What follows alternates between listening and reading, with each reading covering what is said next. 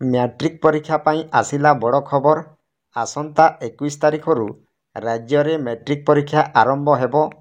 ଏହା ସମାଜ ପେପରରେ ପ୍ରକାଶ ପାଇ ସାରିଲାଣି। ତ କେଉଁଦିନ କେଉଁ ବିଷୟ ଛାତ୍ରଛାତ୍ରୀ ପରୀକ୍ଷା ଦେବେ, ଏହି ଭିଡ଼ିଓ ମାଧ୍ୟମରେ ମୁଁ ଆପଣମାନଙ୍କୁ ସବୁକିଛି ଡିଟେଲ୍ସ କହିବି ଏବଂ କେତେ ସମୟରୁ କେତେ ସମୟ ପର୍ଯ୍ୟନ୍ତ ଏହି ପରୀକ୍ଷା ହେବ ତାହା ମଧ୍ୟ ଏହି ଭିଡ଼ିଓ ମାଧ୍ୟମରେ ସବୁକିଛି ଡିଟେଲ୍ସ କହିବି।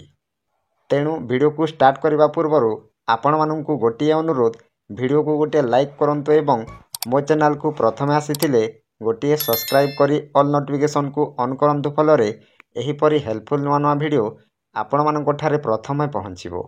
ତ ଦେଖନ୍ତୁ, ଆସନ୍ତା 21 ତାରିଖରୁ ରାଜ୍ୟରେ ମ୍ୟାଟ୍ରିକ୍ ପରୀକ୍ଷା ଆରମ୍ଭ ହେବ।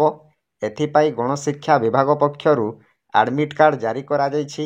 ଛାତ୍ରଛାତ୍ରୀମାନେ www.bscorissa.ac.in ୱେବସାଇଟକୁ ଯାଇ ନିଜର ଆଡ଼ମିଟ୍ କାର୍ଡ଼ ଡାଉନଲୋଡ଼ କରିପାରିବେ।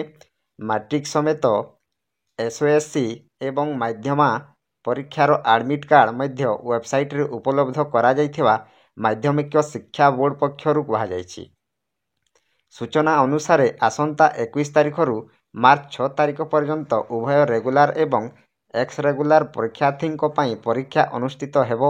ପ୍ରଥମ ଦିନ ଅର୍ଥାତ୍ 21ରେ ମାତୃଭାଷା ଓଡ଼ିଆ, ତାପରେ 24 ତାରିଖରେ ଦ୍ୱିତୀୟ ଭାଷା ଇଂରାଜୀ, 27 ତାରିଖରେ ଗଣିତ, ମାର୍ଚ୍ଚ 1ରେ ସାଧାରଣ ବିଜ୍ଞାନ, ମାର୍ଚ୍ଚ 3ରେ ସାମାଜିକ ବିଜ୍ଞାନ, ମାର୍ଚ୍ଚ 6 ତାରିଖରେ ତୃତୀୟ ଭାଷା ହିନ୍ଦୀ କିମ୍ବା ସଂସ୍କୃତ ବିଷୟ ରହିଛି।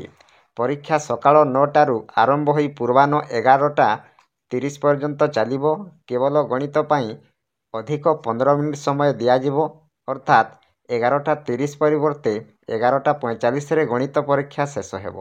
ଉଭୟ ରେଗୁଲାର ଏବଂ ଏକ୍ସ ରେଗୁଲାର ପରୀକ୍ଷା ଗୋଟିଏ ସିଟିଂ ଓ ଗୋଟିଏ ପ୍ରଶ୍ନପତ୍ରରେ ହେବ। ତ ଆପଣମାନେ ଜାଣିପାରିଲେ କେଉଁ ଦିନ ଏହି ପରୀକ୍ଷା ହେବ ଏବଂ କ'ଣ କ'ଣ ବିଷୟ ଅଛି, ସବୁକିଛି ଡିଟେଲ୍ସ ଆପଣମାନେ ଜାଣିପାରିଲେ। ତ ଭିଡ଼ିଓକୁ ଗୋଟିଏ ଲାଇକ୍ କରନ୍ତୁ ଏବଂ ଚ୍ୟାନେଲକୁ ନ ଆସିଥିଲେ ଗୋଟିଏ ସବସ୍କ୍ରାଇବ୍ କରି ଅଲ୍ ନୋଟିଫିକେସନକୁ ଅନ୍ କରନ୍ତୁ, ଫଳରେ ଏହିପରି ହେଲ୍ପଫୁଲ୍ ନୂଆ ନୂଆ ଭିଡ଼ିଓ ଆପଣମାନଙ୍କଠାରେ ପ୍ରଥମେ ପହଞ୍ଚିବ। ତ ଭିଡ଼ିଓକୁ ଏଇଠି ଏଣ୍ଡ କରୁଛି। ଜୟ ଜଗନ୍ନାଥ।